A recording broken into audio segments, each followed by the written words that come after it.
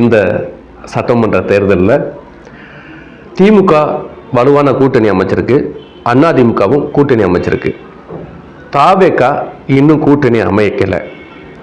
கூட்டணி இல்லாமல் தாவேகா இந்த போட்டியில் சந்தித்தால், இந்த தேர்தலை சந்திக்கும் போது அது என்ன மாதிரியான ரிசல்ட் வரும், அது சாதகமாக இருக்குமா இல்லை பாதகமாக இருக்குமா, அது என்ன மாதிரியான ரிசல்ட்டை தருங்கிறத நான் ஒரு பொலிட்டிக்கல் சயின்ஸ் படித்தவனா சொல்கிறேன். தமிழ்நாட்டு அரசியலில் கூட்டணி இல்லாமல் எந்த கட்சியும் ஆட்சிக்கு வந்ததில்லை இதுவரை.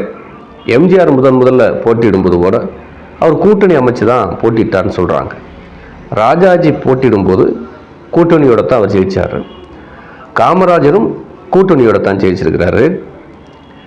அதே மாதிரி அறிஞர் அண்ணா, எம்ஜிஆர், ஜெயலலிதா அம்மா, கலைஞர் எல்லோருமே கூட்டணி அமைச்சு தான் வெற்றி பெற்றிருக்காங்க. கூட்டணி அமைக்காமல் நின்றவர்கள், ஒரு உதாரணத்துக்கு புரட்சி கலைஞர் கேப்டன் விஜயகாந்த் அவர்கள் சொல்லலாம். அவர் முதல் தேர்தலில் கூட்டணி அமைக்காமல் தான் நின்றார். ஒரு 12% வாக்குகளை பெற்று வாக்கு சதவீதத்தை நிரூபித்தார். இது தமிழ்நாட்டு அரசியல். அப்போது காலங்காலமாக கூட்டணி தமிழ்நாட்டு அரசியலில் முதலமைச்சர்களை உருவாக்கியிருக்கு. அப்படிப்பட்ட சூழல் இருக்கும்போது விஜய் அவர்கள் தனியாக நின்னாருன்னா அது வெற்றிக்கு வழிவகுக்குமா அப்படிங்கிறத பார்க்கலாம். எனக்கு தெரிஞ்சு ஒரு 30% வாக்கு வங்கி வரைக்கும் இந்த வரைக்கும் விஜய் அவர்களுக்கு இருக்குது. இனி தேவை என்ன? இன்னொரு 10%, 15%, 45% தான் வெற்றியை தீர்மானிக்கும் இப்போ உள்ள அரசியலில். அப்போது இன்னொரு 10-15%, 40 to 45% இருந்தால் தான் 234 தொகுதிகளில் 118 தொகுதிகளை, அதாவது அதிக பெரும்பான்மை பெற்று சட்டசபையில் ஆட்சி அமைக்கக்கூடிய தொகுதியிலே ஒரு கட்சி பெற முடியும் என்றால் உங்களுக்கு கிட்டத்தட்ட 40 முதல் 45% ஒரு கூட்டணிக்கு இருக்க வேண்டும். இப்படிப்பட்ட சூழலில் 30 இருக்குது. இவர் தீவிரமாக இனி தேர்தலில் ஊருக்கு சென்று மக்களை நேரடியாக சந்திக்கிறப்போ ஒரு 5-10, இன்னும் 5%, 10% கூட கூடும், 40 வரைக்குமே வரட்டுமே. அப்படிப்பட்ட நிலைமை வருகிற போது இப்போது ஒரு கரிஸ்மாட்டிக் ஹீரோ, பெரிய ஹீரோ, அதில் மாற்றுக்கருத்தே இல்லை. அதனால தான் தலைப்பு செய்தியாக என்ன அவர் பண்ணாலும் அது ஒரு தலைப்பு செய்தியாக வருது, வெளியில் பேசப்படுதுன்னா அவர் மாஸ் ஹீரோ அப்படிங்கிறதுனால தான். இப்போது இவருடைய அந்த ஃபேஸ் வேல்யூ, ஒரு கரிஸ்மாட்டிக் வேல்யூ அதிமுகவை பின்னுக்கு தள்ளிருச்சு. அதுதான் உண்மை. அதிமுக இந்த விஜயோட கூட்டணி இல்லாமலே அதிமுக விஜயோட வாக்கு வங்கியை தொட முடியாது, அதில் மாற்றுக்கருத்தே இல்லை. சரி, அப்போது திமுக ஆளுங்கட்சி படைபலம், பணபலம் இருக்குது. அதுபோக அந்தந்த தொகுதிகளில் முன்னாள் அமைச்சர்கள், இன்னாள் அமைச்சர்கள் தனித்தனி செல்வாக்கு பெற்று குறுநில மன்னர்களாக இருக்கிறாங்க.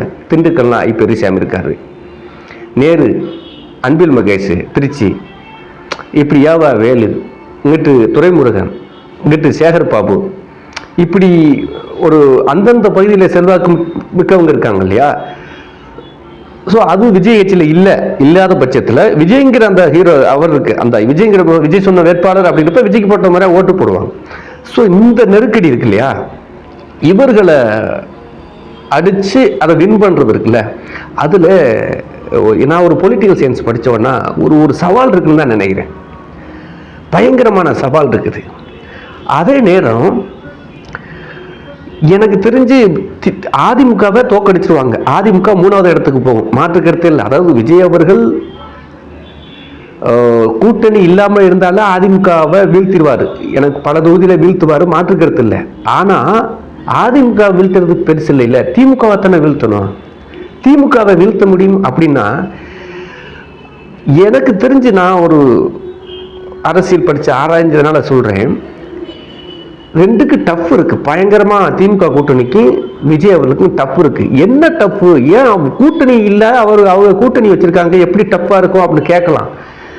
ஏன்னா அந்த திமுக வாக்கு வங்கியில் விஜய் ரசிகர்கள் குறையுது, விஜய் ரசிகர்களுக்கு இங்கிட்டு வருவாங்க, ஓட்டு பிரியுது. காங்கிரஸில் விஜய் ரசிகருக்கு பிரியுது, விடுதலை சிறுத்தைகளில் விஜய் ரசிகருக்கு பிரியுது, கம்யூனிஸ்டில் பிரியுது. எல்லா கட்சிகளிலுமே விஜய் ரசிகர் இருக்காங்க. ஏன் தேமுதிகவோட இருக்கிறாங்க. அந்த கட்சிகளுடைய வாக்கு சதவீதம் சரியுது. அதனால கூட்டணி இருந்தாலுமே ஈக்குவலாக தான் இருக்குது விஜய்க்கும் திமுகவுக்கும். அதை தாண்டி ஆளுங்கட்சி பணபலம், படைபலம், அதிகார பலம், இதுதான் இங்கே வெற்றியை தீர்மானிக்க போகுது, தோல்வியை தீர்மானிக்க போகுது. இப்போ இந்த இடத்துல எனக்கு தெரிஞ்சு தாவேக்கா 2%, 3%, 4%, 5%, இந்த 5%க்குள்ள திமுகவை போட்டி போட்டு அந்த அந்த அந்த அந்த 5%க்குள்ள ஒரு பின்னடைவு வருமோ அப்படிங்கிற ஒரு இது எனக்கு தோணுது ஒரு அரசியல் படித்தவன் அந்த தேர்தலில். ஏன்னா அப்போனா அந்த ஒரு குறிப்பிட்ட சதவீதத்தை பெறதுக்கு மட்டும் டிவிக்கா கொஞ்சம் ரிஸ்க் எடுத்து ஏதாவது கூட்டணி சேர்ந்தால் நல்லா இருக்குமோன்னு தோணுது. ராமதாஸ், சசிகலா அம்மா, இப்போ இந்த இந்திய தேசிய லீக், கம்யூனிஸ்ட்லாம் வருது, சாரி முஸ்லீம் லீக்கு, ஸோ இவங்கெல்லாம் சேர்த்துக்கிட்டு இந்த கிருஷ்ணசாமி இருக்கார் ஒருத்தர், தேவேந்திர குலம். இப்போ இது வாக்கு வங்கி அதிகம் குறைவு அது இல்லை, இதுவும் வலுவான கூட்டணியாக இருக்குப்பான்னு ஒரு தோரணையை ஒரு செல்ல மக்களுக்கு உருவாக்கணும்ல. அது சைக்காலஜிக்கல் ட்ரீட்மெண்ட். அது இப்போ இவங்க சேர்த்துட்டோம்னா கண்டிப்பாக சசிகலாமா தென் மாவட்டத்தில் மினிமம் ஒரு 5% வாக்காவது பெற்று தந்துடுவாங்க. 5 to 8 வரைக்கும் பெற்று தருவாங்க. ராமதாஸ் ஐயா ஒரு 2% வடக்கை பெற்று தருவார்.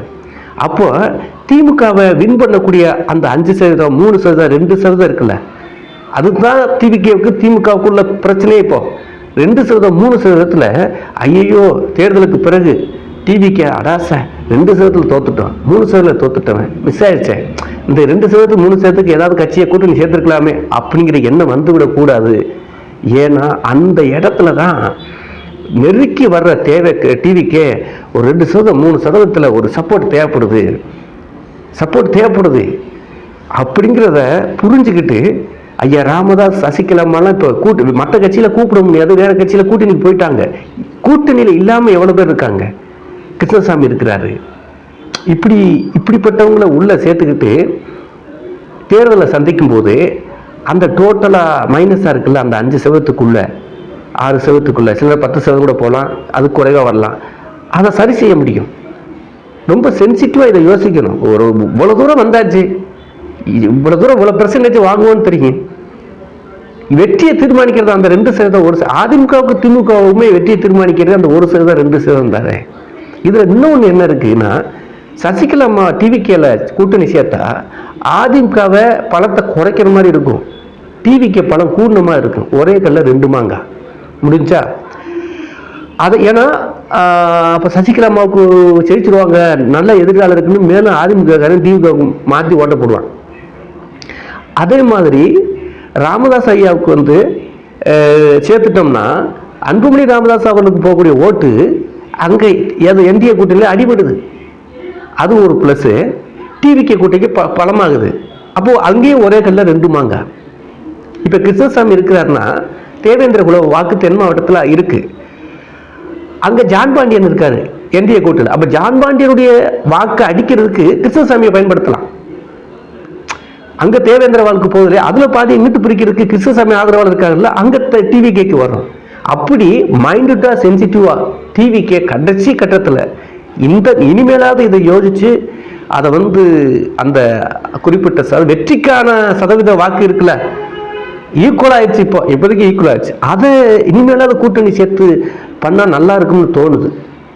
தனிச்சு போட்டிடுறது ஒரு 3%, 2%, 5% இந்த வித்தியாசத்தில் ஏடிமிக்க பின்னுக்கு தள்ளிடும். திமுக கூட போட்டி ஓடும்போது கொஞ்சம் பின்னடைவாக இருக்குமோ அப்படிங்கிறது கொஞ்சம் மன வருத்தத்தோடு தான் நான் சொல்கிறேன்.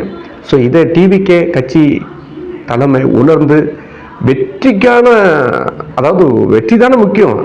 நம்ம வாக்கு சதவீதம் 30, 40 வாங்குறது பிரச்சனை இல்லை. ஒரு தேர்தல் அப்புறம் 5 வருஷம் ஆயிரும், டயர்டாயிருவாங்க. அதுக்கப்புறம் தேர்தல் செலவு, கட்சி நடத்தணும், பெரிய மைனஸ் இருக்குது. அப்போது இந்த நேரத்தில் சுதாரிப்பாக இருந்து சசிகலாமா, ராமதாஸ், கிருஷ்ணசாமி 3 பேரை சேர்த்துட்டாங்கன்னா எனக்கு தெரிஞ்சு டிவிக்கு ஆட்சிக்கு வரும். தனித்து அப்படிங்கிறப்போ ரிஸ்க் இருக்குது. என்னதான் நம்ம கான்ஃபிடண்டாக பேசினாலும் ரிஸ்க் இருக்கிறது. இது விஜய் அவர்கள் உணர்ந்தா நல்லா இருக்கும், உணர்வான்னு நினைக்கிறேன். ஏன்னா ரிஸ்க் இருக்குது. நான் ஒரு பொலிட்டிக்கல் சயின்ஸ் படித்தோன்னா சொல்கிறேன், ரிஸ்க்குன்னா பெரிய பின்னடைவு இல்லை, 3%, 2%, 4%, 5% தொகுதி அது மிஸ் ஆகும். அப்புறம் தேர்தல் ரிசல்ட் வரும்போது அடாடா 2% தோத்துட்டோமே, 1% தோத்துட்டோமே, சே அவங்கள கூட்டணி சேர்த்துருக்கலாம், இவங்களை ராமதாஸை சேர்த்துருந்தா அந்த பக்கம் 40 வந்திருக்குமே, இந்த சசிகலாமை சேர்த்துனா இந்த பக்கம் 45 வந்திருக்குமே, சே 2-3% அவங்க கொடுத்துருப்பாங்களே, அந்த புலம்பல் தேர்தலுக்கு அப்புறம் வந்துடக்கூடாது. ஆனால் அதுக்கு முன்னாடி நான் கணிச்சு சொல்கிறேன், இவங்களை கூட்டணி சேர்க்கறது டிவிகேக்கு சப்போர்ட்டு, டிவிக்கு ஆட்சிக்கு வர்றதுக்கு வாய்ப்பு இருக்குது. இல்லைன்னா அது கொஞ்சம் கேள்விக்குறியான விஷயமா இருக்குது, டவுட்டாக இருக்குது. நன்றி.